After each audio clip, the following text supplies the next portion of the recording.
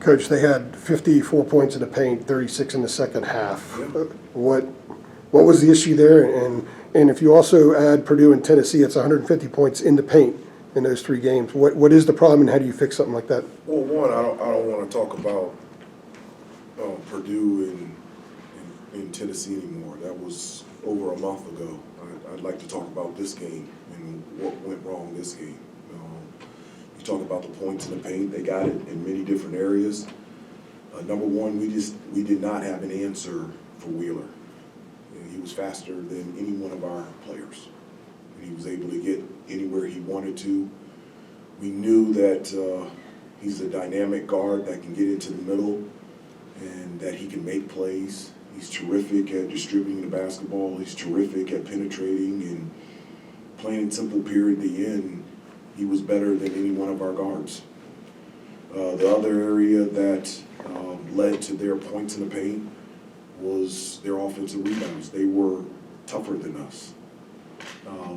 Against rebounding is really not about technique.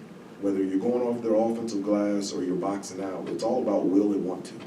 It's about toughness. And from a defensive standpoint, you have to make contact first. And the ball is up. I always tell the guys, there's, 50-50 ball is 100% North Carolina. And so a missed shot is really a 50-50 ball. And it's your will and your toughness that will allow you to box out and to rebound. And we didn't do that. And then you talked about it, a number of you have brought up the energy factor. They played harder than us. And if you want to compare it to Tennessee, from my perspective, that's the part that I was shocked by. Talking about energy and effort, not just in a game against Kentucky, just in a game in general, I don't get that. And so I was shocked by it against Tennessee, and I'm shocked by it today, because once we found out that we were playing Kentucky, and I told them before we got on the plane to fly here to Las Vegas, I saw the excitement and the determination in their eyes, and I didn't see the energy and effort piece that it would be missing in a game like this. We'll go on your left here to Greg. Hubert, John told us that this only a month into the season, so he's still trying to learn about his team. You've talked about the same thing. Even with the energy issue, it seemed like it'd gotten a lot better the last 5 games.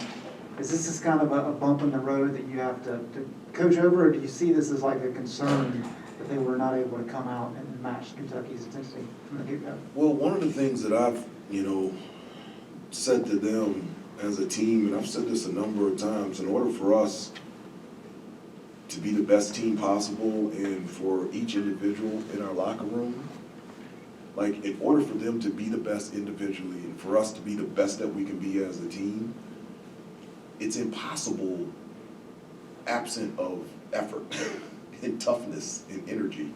It just can't be. There isn't,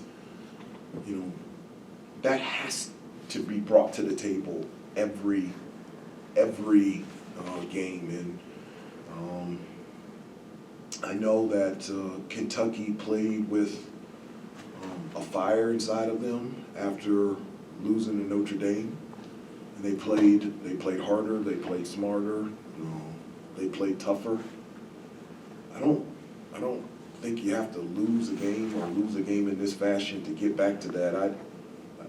One of the things that I always, and I told the guys in the locker room after the game, and I say this all the time, what is required of all of us is for us to do our job. And you're required not only to do your job, you're required to show up every day to do it, and you're required to do it to the best of your ability.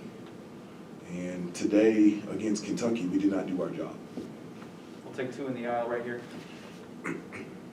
Hubert, this isn't so much about the game, but kind of the bigger picture, this not being your original opponent, and we're seeing kind of the COVID outbreaks in not only college, but pros, different pros. how do you feel about how we're going to move forward with this? Do you see it going back to how we had to do things last year? Do you have any opinion on forfeit and that kind of thing? I don't have an opinion on that. You know, how we ended up playing Kentucky was something that I'm used to after what happened last year. And so, you know, being flexible in terms of schedule, being flexible in terms of who you play, when you play them, and where you play is something that, unfortunately, with the experience of last year, all of us, with the exception of maybe the incoming freshmen, should be accustomed and should be used to that. Right now, I'm not really thinking about that. Right now, I'm only thinking about this team and where this team is going to go, how we're going to get better, how we're going to consistently be the team that I feel like that we can be. And that's really the only thing on my mind. One more in the aisle right here. Is there one right here? No. Nope. We'll go on right here. First row. Dan, you get both of these. Hubert, it seemed like the last 5 games or so, one of the things that it improved and kept improving was defensively, the effort you guys had. Did you think that maybe some of the lack of toughness today showed up defensively with all that you guys gave up and the ways they were able to score? I think 2 things showed up. One, the toughness part, also the athleticism part.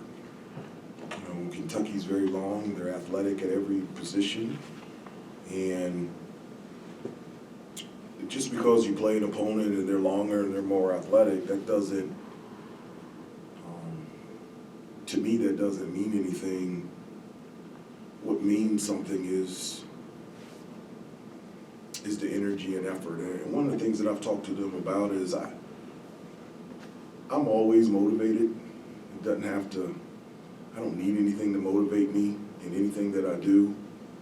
But I thought the guys would be motivated with the success we've had over the last month. And it would light a fire inside of us to work harder, to be tougher, to Build it up. to build it up. And we just had a really wonderful opportunity today. You know, win or lose, we had a wonderful opportunity today. And but right after the game, I shook hands with Coach Calipari, and I thanked him. I said, I appreciate that you guys played this well because you put us in a position to be the team that we need to be. And I said, I appreciate that. And you can't walk away from this game at all and not be able to look yourself in the mirror and say, we got to be better. It just can't. And so I'm thankful that I thanked him after the game for that. Time for one more. Right here. When things were going the way they were, and you called a couple of timeouts, what is the challenge in having to coach their minds in order to then be able to coach up a little bit more energy, a little bit more effort?